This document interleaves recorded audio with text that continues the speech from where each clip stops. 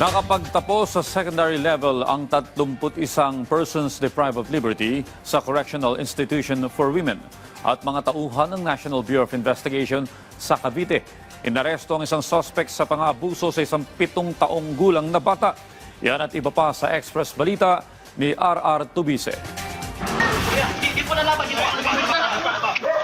Nasa kote ng mga tauhan ng National Bureau of Investigation sa Dasmariñas, Cavite ang isang alias Ambo na sospek sa pang-aabuso sa isang 7 taong gulang na bata. Nagmula ang kaso sa mga sumbong ng mga kamag-anak at mga saksi. Ayon sa kanila, nagkaroon ng physical at psychological abuse sa bata habang nasa kustodiyan ng sospek. Nasa pangangalaga na ng mga otoridad ang biktima at nakikipag-ugnayan na sa DSWD.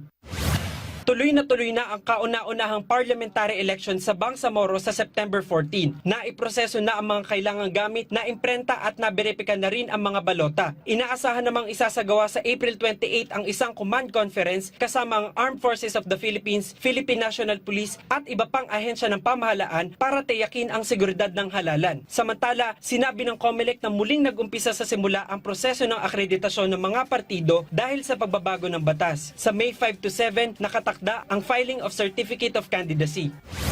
Nakapagtapos ng high school ang 31 persons deprived of liberty o PDL sa Correctional Institution for Women sa ilalim ng Educational at Training Program at Alternative Learning Program ng CIW at LaSalle Green Hills. 18 sa mga graduate ang nagkamit ng karangalan at tumanggap ng Excellence Award. Ayon kay Bucor Director General Gregorio Catapang Jr., mahalaga ang edukasyon bilang daan sa pagbabago at reintegration ng mga PDL. R.R. Tubise para sa Pambansang TV sa Bagong Pilipinas.